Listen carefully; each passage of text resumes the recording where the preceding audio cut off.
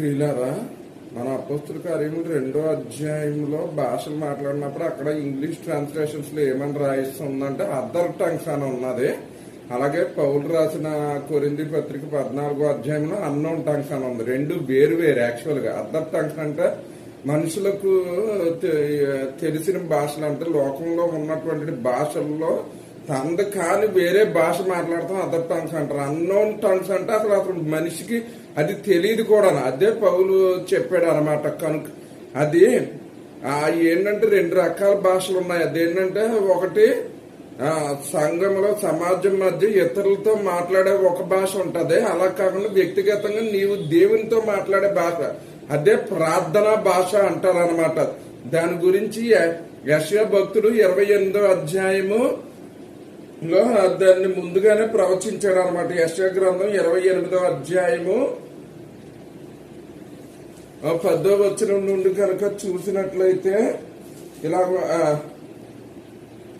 ఆజ్ఞ వెంబడి ఆజ్ఞ, ఆజ్ఞ వెంబడి ఆజ్ఞ, సూత్రం వెంబడి సూత్రం, సూత్రం వెంబడి సూత్రం, కొంత ఇచ్చట కొంత అచ్చట చెప్పుచున్నాడని వారు అనుకుందరు. నిజమే, అరచిన వారికి నెమ్మది కలుగజేయడి, ఇదే నెమ్మది, ఇదే విశ్రాంతి అని చెప్పిన వాడు నత్తివారి పెదవుల చేతను అన్య భాషతోను ఈ జనులతో మాట్లాడుచున్నాడు అని చెప్పి అక్కడ రాయబడి ఉంది. అది ఏంటంటే మనము మన ఆత్మ దేవుని ఆత్మతో లింకప్ అయ్యి మాట్లాడేటువంటిది ఆత్మ భాష అన్నది, అది ప్రార్థనా భాష అనమాట. అది అసలు వరము కాదు, వరముల్లో చెప్పబడింది అది వేరే. అది ఏంటంటే ఇతరులతో మాట్లాడే భాష. దానికి ఇంటర్ప్రిటేషన్ కావాలి ఖచ్చితంగా.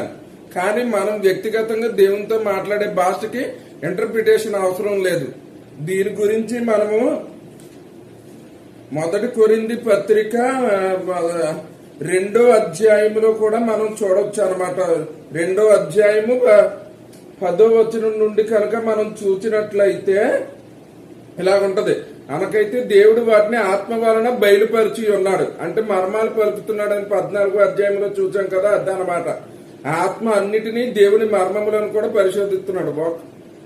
ఒకడు దేవుని ఒక మనుష్యుని సంగతులు అతనిలోనున్న మనుష్యాత్మకే గాని మనుషులలో మరి ఎవరికి తెలియదు. అలాగే దేవుని సంగతులు దేవుని ఆత్మకే గాని మరి ఎవరికి తెలియవు. దేవుని వలన మనకు దయచేయబడిన వాటిని తెలుసుకుంటకై మనము లౌకిక ఆత్మను కాక దేవుని యొద్ద నుండి వచ్చే ఆత్మను పొంది ఉన్నాం. మనుష్య జ్ఞానము నేర్పు మాటలతో కాక ఆత్మ సంబంధమైన